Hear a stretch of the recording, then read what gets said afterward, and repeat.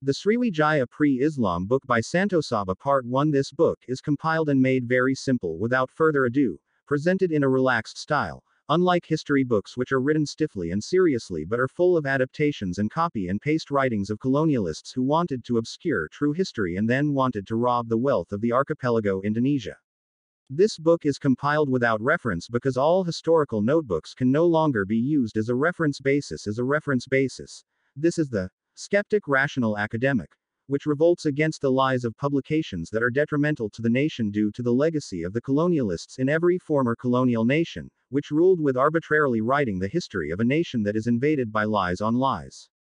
You are currently enjoying an easy description of our Indonesian history, like reading a light novel without having to be stiff, like reading a history book at school. The big lie throughout human history is the theory of evolution, and the child of the next lie is the theory of early man.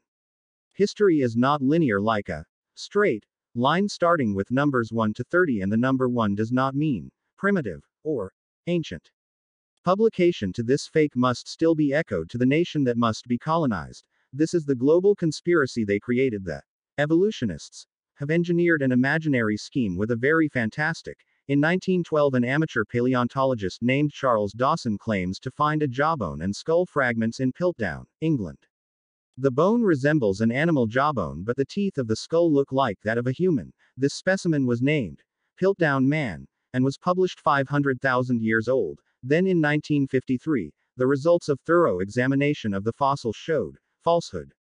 The skull came from a human who lived several thousand years ago, while the jawbone came from an ape carcass that had just been buried for a few years. The teeth were added later to look like humans, and then their joints were stuffed up. After that, the entire fossil was stained with potassium dichromate to make it look ancient.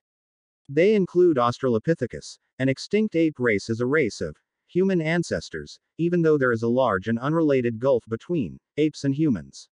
As for the primitive human race, according to them, it is actually only a variation of the modern human race, but exaggerated as different species. In fact, there is no such chronological order. Many creatures that lived in the same period until now have the same form, which means no evolution.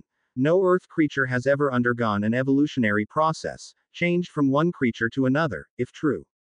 There are certainly many fossil remains found in the form of transitions. Ancient humans never existed, because the theory of evolution has never been proven. Evolution is a lie. So it would be useless if the ancient museum that stores the fossils of our ancestors is used to perpetuate the theory of evolution. There are a million irregularities that force the theory of evolution, including the human theory. Ancient must be removed from textbooks at school. Van Koningswald, he first found this fossil in the Sangiran area in 1936, according to Van. Early humans in Indonesia were not like other types of ancient humans in the world, because human fossils in the archipelago were humans who were not primitive, but humans who are highly civilized and advanced, are what Van Koningswald doesn't understand. The oldest human fossils in the world, 8 and 6 of which were found in the Indonesian archipelago, are in Sangiran, Sragen. These are humans, not apes. This proves that early human civilization in the face of the earth is in this land, Nusantara Landonesia. Physical evidence found fossils with an estimate of life in the period 150,000 BC based on carbon tests in Sangiran, Java Island. Sangiran Archaeological Museum is an archaeological museum located in Kalijamp, Sragen Regency, Central Java.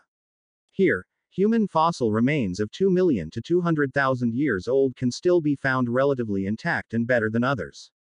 Anthropologists agree that the ancestors of humans today are Homo erectus, who live on the island of Java. Previous humans in the archipelago have spread to all corners of the earth, as evidenced by fossil findings also based on DNA genetic research and language dissemination.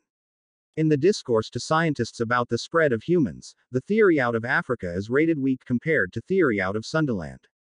Archipelago humans do not come from the land of Yunnan, Mekong River. The oldest fossils found there are similar to those in Sangiran, also the oldest human fossils found in Australia. This is evidence that our expansion ancestors spread throughout the earth.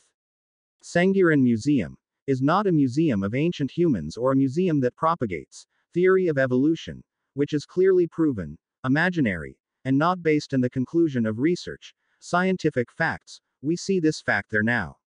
Come on, think smart about who we are. The Indonesian archipelago learning from history is looking back 2 steps back to jump 1,000 steps forward. How can we jump far ahead if the historical record is full of lies? History is never lying. Who and the intentions of the chroniclers made it lying? The dominant history of the archipelago was written as colonial, believing that the history that was written by the colonialists was adapting and copying and pasting. It was the same as spreading this lie to the public is betrayal of the nation. Johannes Gijsbertus Hans Casparus, the Dutch philologist, in 1954 wrote in his dissertation that Borobudur was built in the year 824 AD, by Gunadarma, the number of years mentioned as the number of years estimated. This is not academic. The name Gunadarma does not exist in the royal genealogies in the archipelago. There is no horn seen in the bas-reliefs which were closed by the colonizers. Of the 160 panels, there are 12 literary texts of the word Svarga, proving it was not Buddhism. This labeling only existed in 1954.